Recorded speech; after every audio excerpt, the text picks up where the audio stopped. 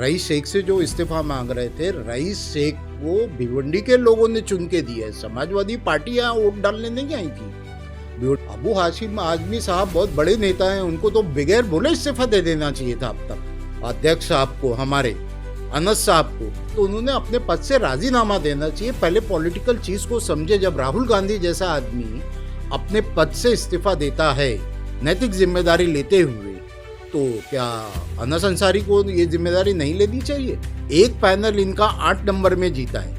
8 number में लोगों को कोई कैंडिडेट समझ में नहीं आया, वहाँ सारे मोमिन मेजॉरिटी रहते, उसके बाद भी ये जीते। आज तक आप देख लो, कभी समाजवादी का वहाँ से कोई जीता है? तो लोगों के पास ऑप्शन नहीं था।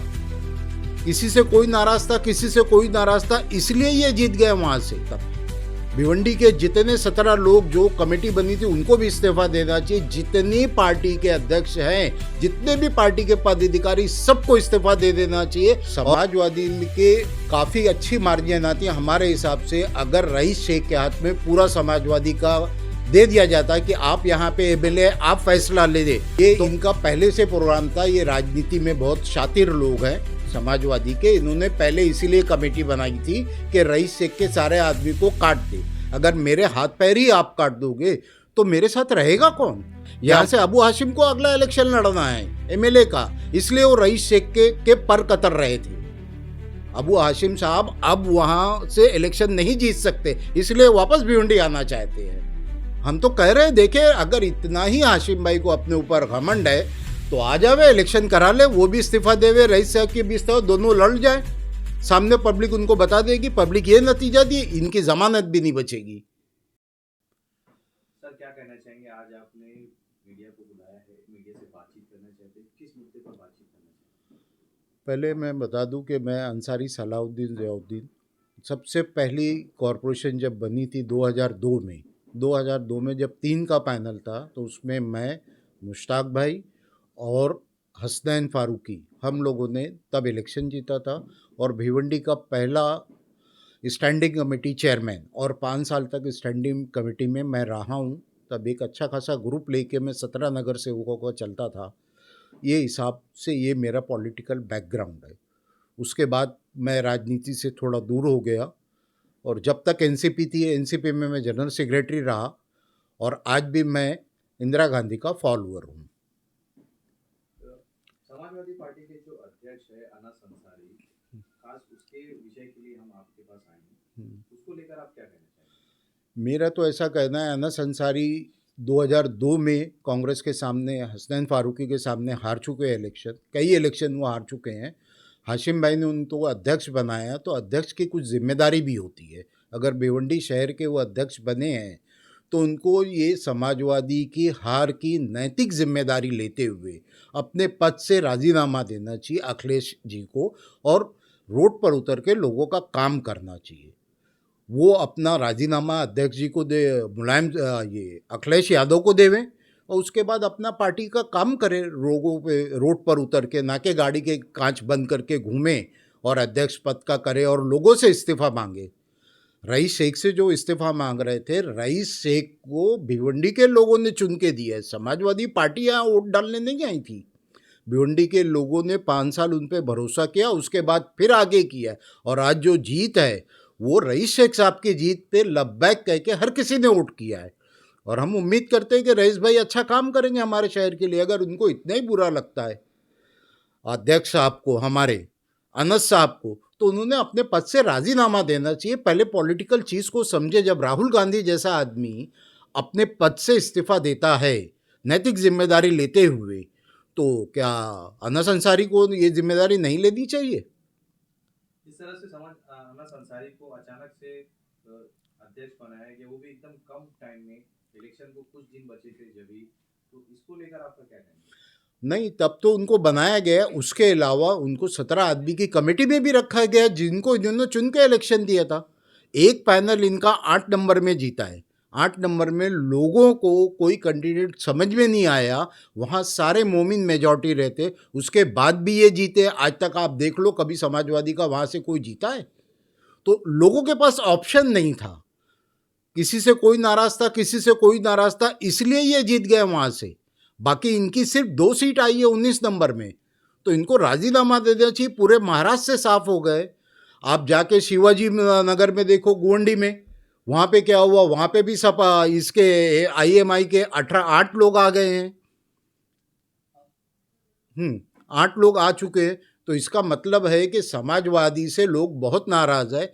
एमआईएम के 125 नगर सेवक अगर महाराष्ट्र में जीतते हैं तो अखिलेश जी को खुद सोचना चाहिए कि महाराष्ट्र के बारे में वो क्या सोच रहे हैं, यहाँ क्या तब्दीली लाने की जरूरत है। ऐसा क्यों है कि एक अध्यक्ष आज 2500 साल से है, 2-2, 3-3 बार वो एमएलए रह गया, उनको उन्होंने एमएलसी बनाया, एमपी बनाया, राज्यसभा का मेंबर दिया, उसके बाद भी लोग उससे नाराज हैं। तो क्या लगता है आपको इसमें कि अबू हाशिम आजमी को भी इस पद से इस्तीफा दे देना चाहिए, क्योंकि हमने देखा कि पूरे महाराष्ट्र में समाजवादी का काफी खराब परफॉर्मेंस रहा है।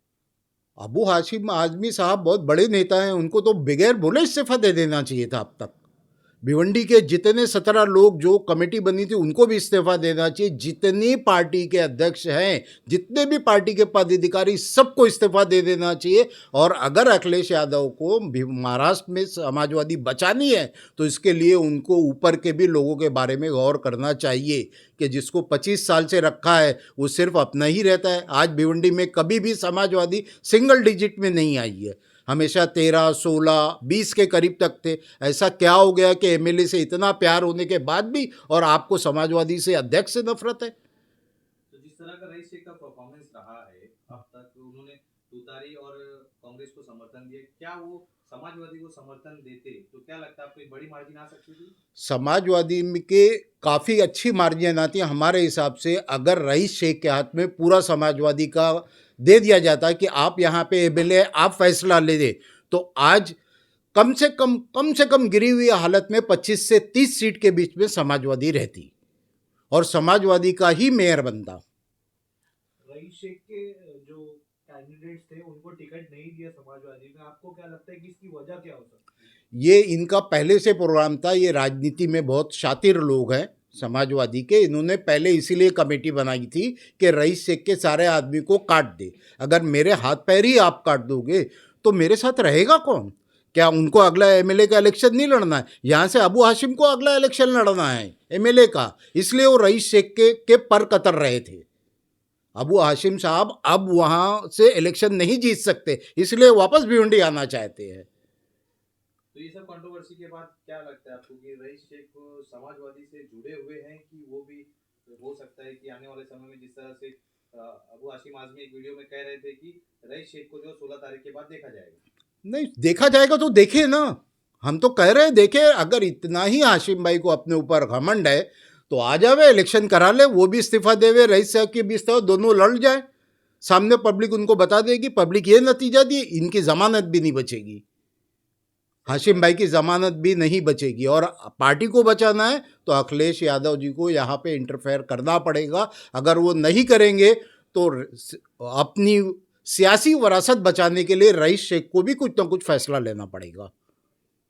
ये बहुत बड़ी चाल है और ये इसी तरह हमेशा समाजवादी को पहले ये मेयर से डायरेक्ट कांटेक्ट करते हैं, फिर इनका अध्यक्ष कांटेक्ट करता है, फिर इनके नगर सेवक कांटेक्ट करते हैं। जहाँ तक मैं जानता हूँ, और आज से 25 साल से राजनीति में हूँ मैं, लेकिन एक्टिव अभी नहीं हूँ, तो मैंने देखा है इनको समाजवादी किस तरह बिकती है। तो समाजवादी जो इतनी स्ट्रांग थी और अभी ग्राउंड लेवल पे इतनी सीट नहीं निकाल पाई, तो इसका रीजन आपके हिसाब से कहीं ना कहीं वो जो कमेटी थी वो लोग है? बिल्कुल, कमेटी को पहले पूरी तरह से ब्रीफ किया गया, अपने अपने आदमी लाए गए, रईस शेख के सारे आदमी काटे गए ताकि रईस शेख यहाँ से इस्तीफा दे या इसके पर कतर दे हम।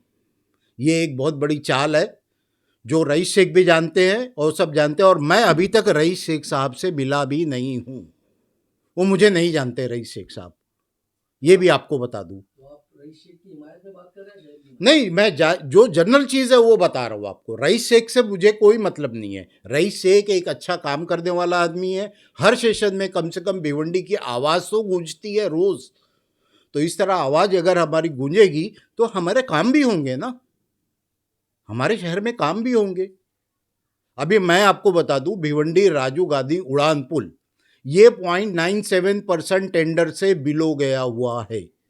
मस्जिद हुदा के पास जो नाले पे स्लैब पड़ा है ये 27% बिलो गया है। ये 2 से 7 के बीच में कॉरपोरेशन की हिस्ट्री है कि ये 2 टेंडर बिलो गए हैं। तो ये सब टेंडर बिलो क्यों गए वो भी तो सोचना चाहिए, और ये दोनों टेंडर मेरे टाइम के ही है। तो महानगर पालिका में जिस तरह से आप 2002 से 2007 तक थे, अब की महानगर पालिका की पहले की महानगर पालिका में क्या फर्क है? क्योंकि हम जब अब काम कराने जाते तो महानगर पालिका बोलती है हमारे पास फंड नहीं। नहीं, ये सब बहानेबाजी है। महानगर पालिका में फंड होता है, वो फंड पहले स्टैंडिंग कमेटी प्रोविज़न बजट बनाती है, उसके बाद उसमें मॉडिफाई होता है। प्रोविज़न बजट जो है वो एडमिनिस्ट्रेशन बनाता है, उसको पास करना स्टैंडिंग कमेटी का काम होता है, उसके बाद जनरल काम होता है। अब इसमें ऐसा है, हमारे शहर की बदनसीबी है कि चुने हुए नगर सेवक जो हैं, जो एक बार चुना जाता है उसमें से 70% अगले बार नहीं चुने जाते। जब तक उनको ये सारी मालूमात होती है कि किस तरह काम करना है और क्या करना है, तब तक वो अगले टर्म के लिए वो नहीं आ पाते। उस वजह से ये सारी तकलीफ़ें होती है। हर जगह बजट रहता है, अगर बजट नहीं है तो दूसरे बजट में से पैसा इसमें नवंबर में ट्रांसफ़र किया जा सकता है। उसको बजट पुनर्निरीक्षण बोलते हैं, वो करके उसको स्टैंडिंग में जनरल बोर्ड में पास करके काम करा सकते हैं। और ये कुछ लोग जो हैं वो अपना बड़ा बड़ा बजट लेके उड़ जाते हैं, जिसकी वजह से काफ़ी तकलीफ होती है। गार्डन में ही 5-5, 6-6 करोड़ रुपया लगा देते हैं, ऐसे भी लोग हैं। महानगर पालिका का पूरे साल का बजट 900 करोड़ प्लस रहता है, और उसके बाद अभी अगर इस वक्त अगर रईस शेख के कहने पर अगर मेयर बैठता है तो क्या लगता है आपको कि इस शहर का विकास होगा? बिल्कुल, अगर भिवंडी के लोग जो हैं अगर एक साथ में रहते हैं और बगैर किसी आर्थिक नफ़ा नुकसान के अपने घर से उठ के रईस शेख के बोलने पे मेयर चुनते हैं तो उनका बहुत ज़्यादा काम होगा। अगर कोई खर्चा करेगा तो वहीं से निकालेगा। तो ये सारे नगर सेवक जो चुन के आए हैं उनको ये समझना चाहिए, हम अपना आर्थिक फ़ायदा नुकसान ना सोचते हुए 5 साल पड़ा है, पहले रईस शेख के कहने पर चले 2.5 साल 2 साल देखें उनका काम होता है कि नहीं। पैसा तो खुद ही आ जाता है ना, पैसे की कोई तकलीफ नहीं है। और ये 900 करोड़ था जब हम नगर सेवक थे, तब वो 300 साढ़े 300 करोड़ था, उसमें हमने इतना काम किया है जिसकी कोई हद नहीं। और एक नहीं 17 नगर सेवक के हमने काम किए। Okay, thank you.